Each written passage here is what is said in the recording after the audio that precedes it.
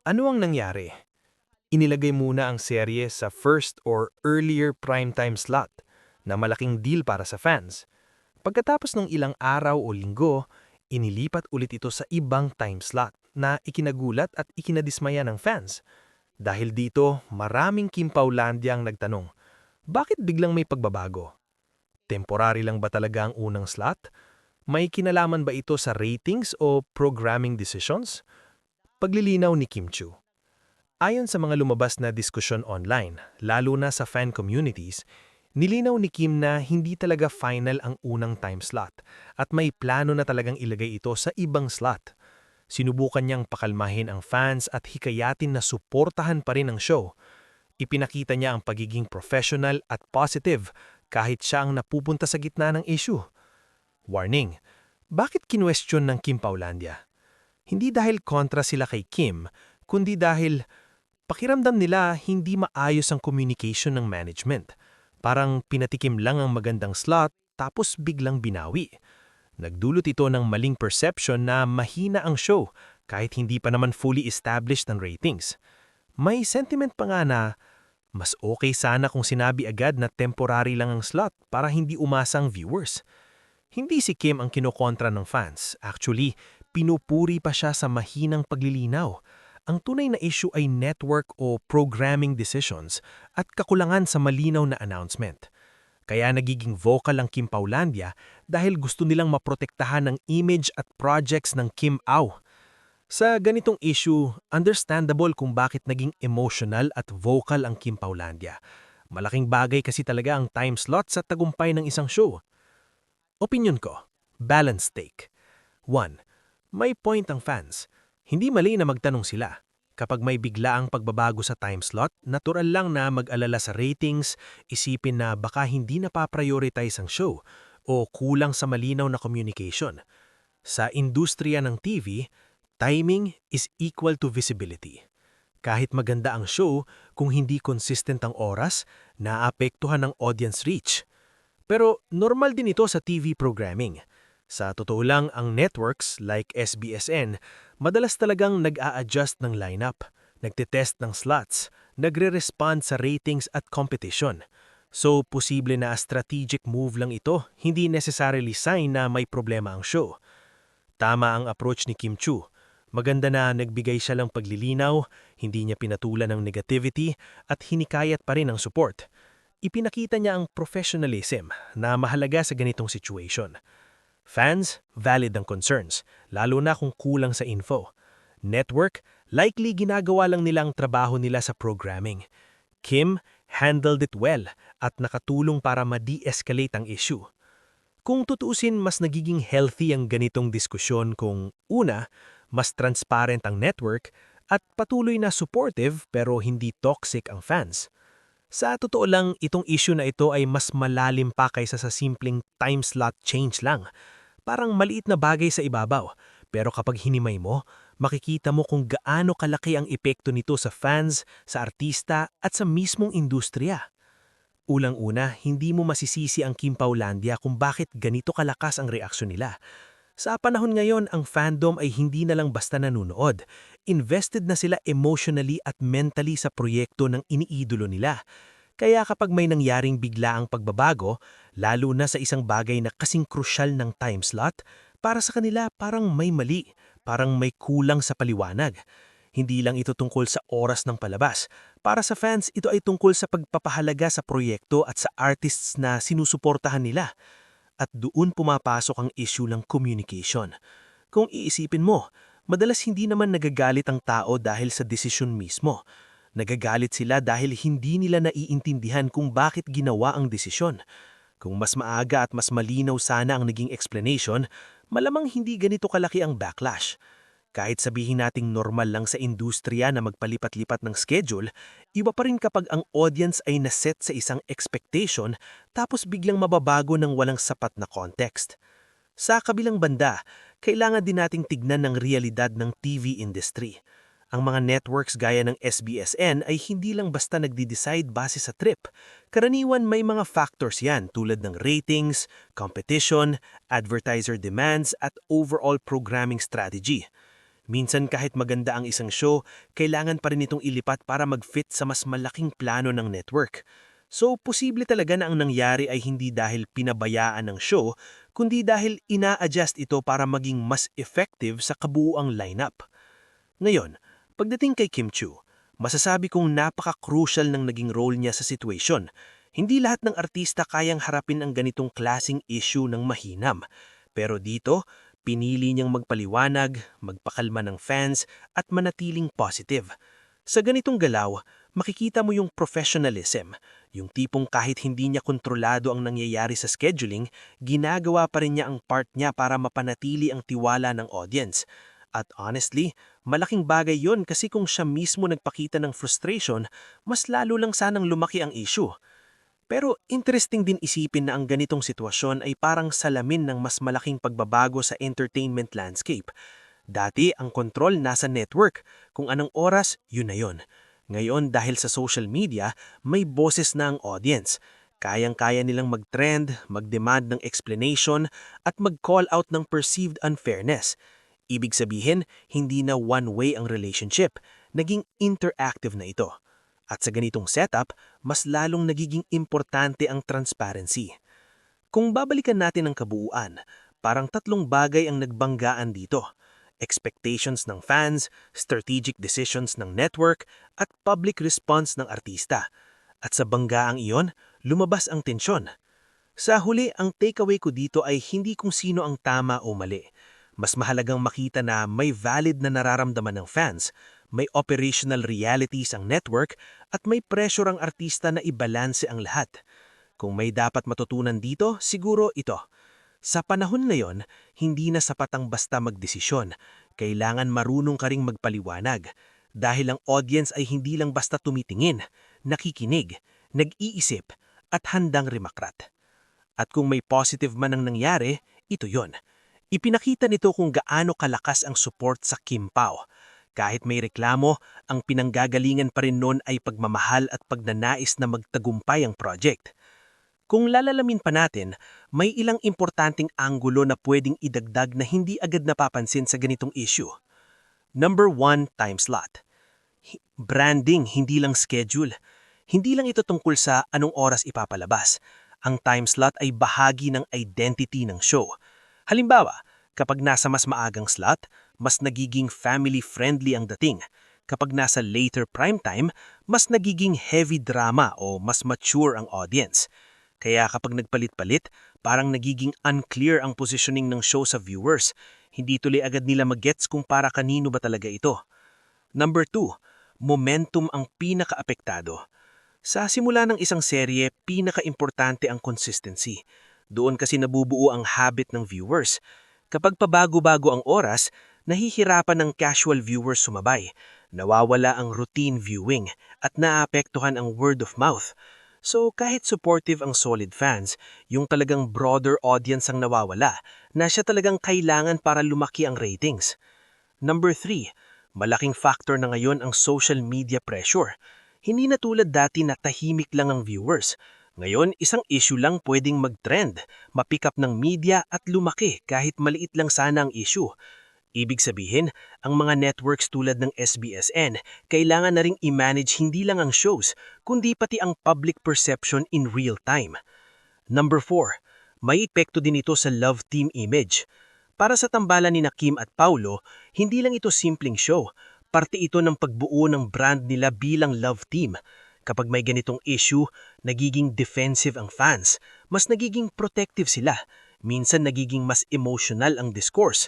At kung hindi ma-handle ng maayos, pwedeng makaapekto sa future projects, endorsements, at overall public image. Sa kabilang banda, may silver lining din ang ganito. Kung maayos itong ma-turnaround, mas lalong titibay ang fandom, mas lalaki ang engagement at pwedeng maging underdog success story ang show.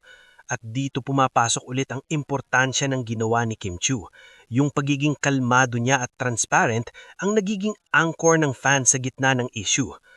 Minsan ang ganitong controversy ay hindi lang problema, test din ito. Test kung gaano kalakas ang fanbase, test kung gaano ka-flexible ang network, at test kung gaano ka-professional ang artista. At base sa nangyari, mukhang malakas ang fandom active ang public engagement at na-handle naman ng maayos sa side ng artista. Hindi lang ito simpleng naiba ang oras, isa itong intersection ng business decisions, fan culture, at celebrity influence. At sa totoo lang, kung may dapat bantayan moving forward, ito yun. Magiging consistent ba ang schedule? Mas magiging transparent ba ang network? At magta-translate ba ang ingay ng fans into actual viewership? Usap-usapan ka rin pa ngayon kasi kung bakit etong si Kim sa halip daw na ang Ignacia o ang Dreamscape ang magpaliwanag sa naging desisyon nilang ibalik or tanggalin ang serye ng Kim Pa on the Alibi at dalhin ito sa 8:45. Tanggalin sa 8 p.m. at dalhin sa 8:45 at ilagay nga dyan ang serye ni Gerald Anderson at saka ni Richard Gutierrez. Bakit daw si Kim ang nagpaliwanag? Oo nga. Kaya visit na visit. Hindi naman sila nabubisit pero syempre kahit paano. Ayan, basahin natin okay, asan ba yung mga ito? Really, eto ha. Ang sabi kasi ni Kim, Hola, I've been reading your comments. Ayan, nasabi na natin yan kahapon. So, eto na nga. Okay.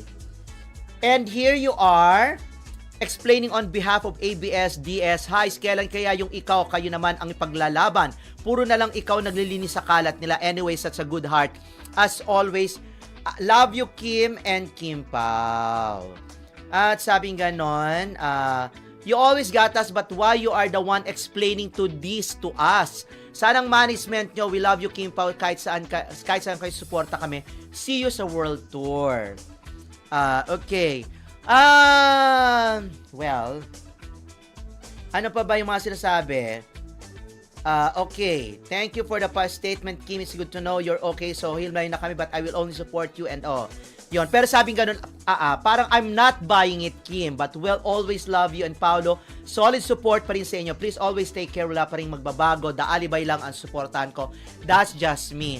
Ako, well, tama rin naman ang hula nitong tama rin naman yung assessment nito ni Carlos Miguel na siguro sinabihan si Kim na ikaw na lang ang magpaliwanag dahil ikaw naman ang pwedeng magpakalma sa iyong mga tagahanga. At kahit siguro, oo nga, ganun. Kaya ikaw na lang, dahil sa iyong imahe, sa iyong karisma, sa iyong mga sarili mga fans, siguradong makikinig yung mga yan. True enough nga si Kim ang nagpaliwanag. Yun nga, sinabi nga ni Kim na alam nila from the very start ay hindi naman sa kanila yung slot niya na 8 p.m. At pinangpasak lang sila dyan para at least hindi mabakante yan. Okay. So, sa akin naman, totoo naman, ako, hindi ko na gusto i-trigger pa. Pero ako, oo nga naman, bakit si Kim ang nag-explain? Diba dapat ang unang nag-explain yan ay ang Ignacia o ang Dreamscape o kung sino man ang may pakanan yan. Dapat sila ang nag-explain, tapos si Kim ang sumunod. Dapat hindi na una si Kim. Pero, ganun pa man, napakamabuting bata at napakamasunurin itong si Kim, kaya siya na lang.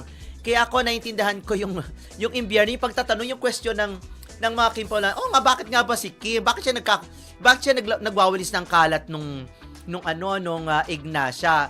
Pero, well, siguro naman at this time nakapaglabas na ng statement itong Ignacia. Pero, nako, hintayin natin kung anong mangyayari sa series na yan nila Gerald Anderson at ni Richard Gutierrez at kasama pa dyan ng Beshi ni Kim, isa sa mga miyembro ng Bex na kumaapektuhan. Ako nararamdaman ko maapektuhan Maapektuhan, hindi to biro. Nararamdaman ko maapektuhan. Kasi syempre naman, di ba, galit ang Kim Pao eh. Kumbaga parang ikaw, di ba, nakaupo ka na sa isang komportabling upuan o pwesto, tapos biglang kang pinaalis. O alam mo naman talaga na meron nakaupo, 'di ba? Pero bigla kang pinaalis na okay ka ni. 'Di ba? Tapos maghahanap ka ng ibang upuan. O saan ka mapupunta? Yung parang ganun yung scenario, yung nakikita ko ha. Going back doon sa kung bakit si Kim, kasi nga si Kim napakamasunuring bata nitong babaeng to. At hindi, kapag sinabing ganito, di sinabing ganyan. Pero siya kasi medyo, kahit paano ako ramdam ko na medyo na nagtampuri. Pero dahil nga, from the very start, alam na ni Kim na hindi naman talaga sa kanila yung serye na, yung slot na yan. Kaya naunawaan niya. Kasi naman, bakit naman kasi, katulad nga ng sinabi ko kahapon, bakit naman kasi hindi nilinaw? Na yun din naman ang sabi ng ibang mga Kim Paulandia, bakit naman hindi kasi nung ini-interview o nagpa-press con, nung press con yan or nung pinopromote yan o dun sa interview kay Kim, 'di ba ng TV Patrol sinabi na hindi naman hindi yan forever or hanggang sa magtapos ang serye ay mapapanood sa time slot na yan ang serye ng Kim Pao. Kumbaga, ipinahiram lang yan. Siyempre, dapat ipiniliwanag yan. Kasi nga, ang Kim Pao ay may napakarami at napakalawak na fandom. Kaya naman gusto namin ay masecure yung lakas o appeal ng slot na yan na dating pagmamayari. At hanggang pa rin naman ay pagmamaari yan ni Coco Martin. Yung mga ganun dapat nga naman, totoo, naniniwala man ako doon sa opinion at paliwanag ng ibang Kim Paulandia. At oo nga, para sa akin talaga, hindi ko ay tinitrigger ha. Hindi ko rin naman tinitrigger si Kim, pero yun naman talaga ang naiisip ko na dapat bago nagsalita si Kim, bago nag-explain si Kim, ay sana naglabas muna ng statement itong Ignacia or ang Dreamscape kung bakit nagkaganon. At sinabi na nila doon na, yun nga, katulad pa ulit-ulit ko sinasabi, at dapat sinabi nila doon sa statement na yon na yun ay pinahiram lang naman at dapat ipaniliwanag nila ng bonggang-bongga ang kabuuan kung bakit dapat nilang tanggalin or kunin o bawiin yung slot na yan. Kita nyo si Paolo, meron ba si Paolo? Hindi ko pa ako nakakapagbukas ng aking social media kasi nga medyo nag-busy ako at naglinis ako ng bahay. At syempre, naghahanda ako para sa aking birthday. Wow! O, diba, paramdam! Ang lola ninyo. Next week yan, pero i-celebrate yun after Holy Week. Pero nasa ibang, mag-ano muna ako, mag-unwind muna ako. Naku, maraming salamat po sa inyong mga, sa inyong mga blessing. Wow, ganon! Well, anyways, hindi ganon naman talaga. Pero siguro dahil ayaw na nga ni Kim na lumala pa ang ngit-ngit at ayaw na nga ni Kim na humantong pa sa mas malalang panlalait, pangbabakbak ng Kim Paulandia ng mga soli sa mga netizen, sa Ignacia at umabot pa sa pagbo-boycott na hindi natin maiwasan yan. Baka naman, tingnan natin sa April 3. Naku, birthday ko pa, nakakaloka. Bakit ba naman Bakit Holy Friday? Charot. Hindi, pero yon, tingnan natin kung makaka-apekto nga. Pero para sa akin, mukhang makaka-apekto. Pero sa akin, okay na yan. Kumalma na tayo kasi wala naman tayong magagawa. Wala naman kayong magagawa.